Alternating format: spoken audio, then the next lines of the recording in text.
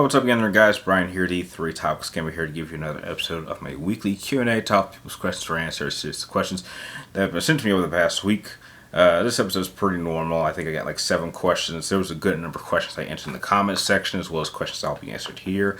But like always, if you're new to the channel, or if you happen to just really like this video, I would really appreciate it that before we get into the questions, if you give this video a thumbs up, and do not forget to press the subscribe button, because heck, every subscription really does help the channel grow.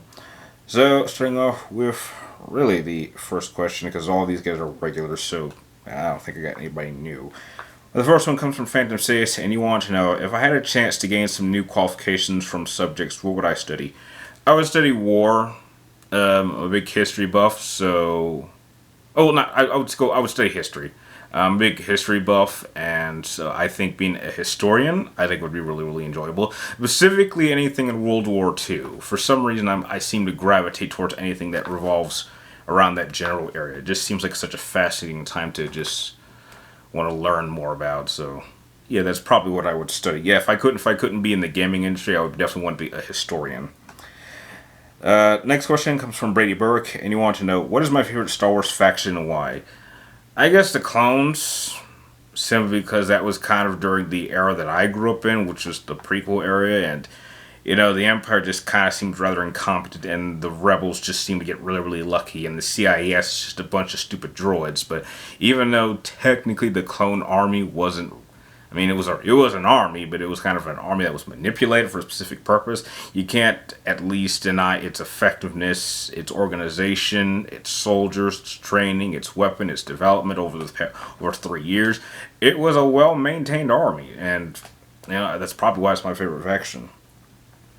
Next question comes from GOG, and you want to know, what is my favorite Resident Evil monster? Probably the Iron Maiden from Resident Evil 4, because you don't really, I think you only encounter maybe 1 or 2 of those things, and it's just kind of creepy, just seeing it twitch as it approaches you, and how there's only like a specific way to take it out. I mean, unless you like unload a lot of bullets into it, and you have to shoot specific parasites that you can only hit with like infrared scopes, so something like that. Like that the thing's just kind of always been just kind of creepy to me, which is kind of why if they did do a remake of Resident Evil 4, that's probably the one creature I would most look forward to end up seeing, and will probably creep me out the most. Going on to the next question, coming from ChefDC's Gaming, you want to know, do I think The Matrix Online would have been better as a TV series? Dear God, I'm surprised you remember. You know, that's a very odd question, ChefDC, because I don't think a lot of people know what the hell you're talking about. I remember Matrix Online, but I never actually played it. I recall seeing maybe 1 or 2 trailers from the Matrix Revolutions DVD extras, if I remember correctly.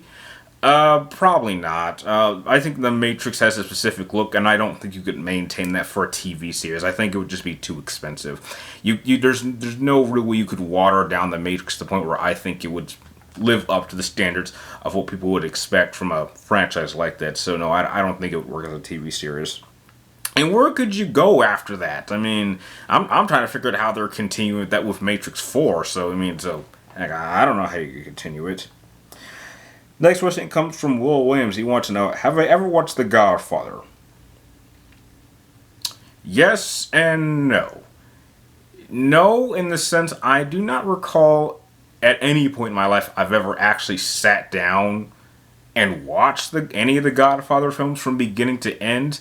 But yes, in the sense I've seen several like 2 or 3 minute clips, specific scenes, and I would say across the 3 main films, maybe I've seen maybe at least 40 minutes worth of clips across all 3 films. But as far as actually knowing what happens in each movie beat for beat for beat, and who specific characters are, I don't think I do. So that's why it's kind of a mixed answer.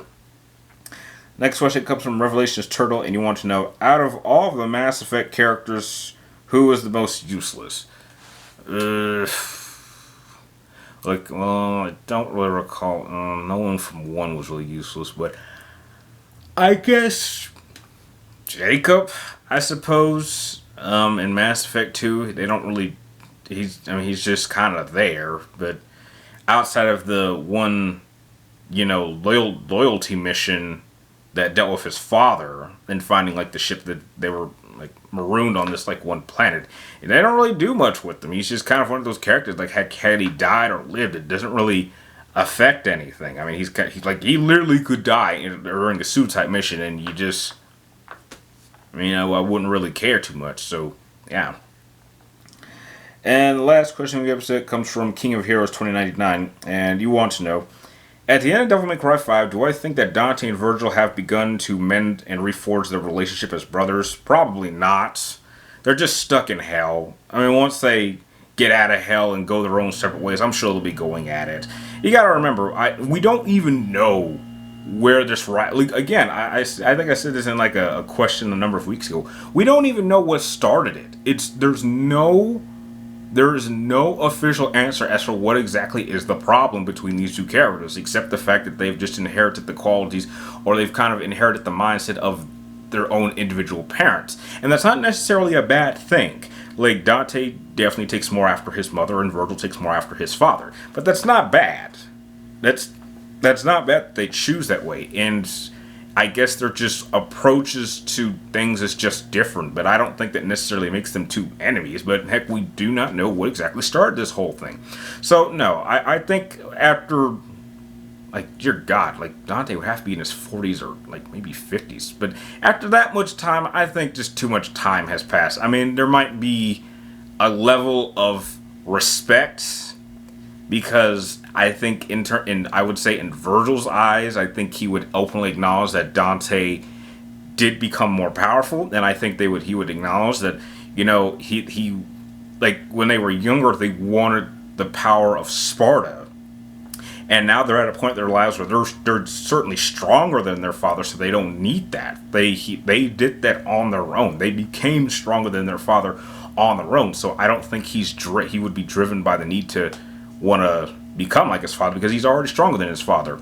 And Virgil is not really an evil character. He doesn't have, he may not like humans, but he's not going around and actively killing them. He just kind of just doesn't really care much for them. But that's not bad. So no, I think the most that if we ever even venture into that Devil May Cry storyline, which at this point either they'll probably move forward with Nero or do another hard reboot, but I don't think they'll have much of a relationship just out of a sense of respect for the other as a combatant. I think that's as far as you could really go with those two characters, and I would be perfectly fine with that. And with that, those other questions are pretty much the majority of questions that I thought were good enough to enter the video. So heck, I want to thank everyone who sent in your questions that I answered here in the video and in the comment section of the last video.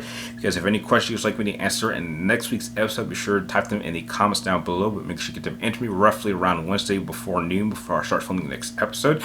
And like always, if you want to increase your odds to either have your video enter the video, just make sure they're a little bit more interesting or have a little more depth, because that really will increase your odds. And outside of that, I'd like to thank all of you guys for watching, and I will see you next week.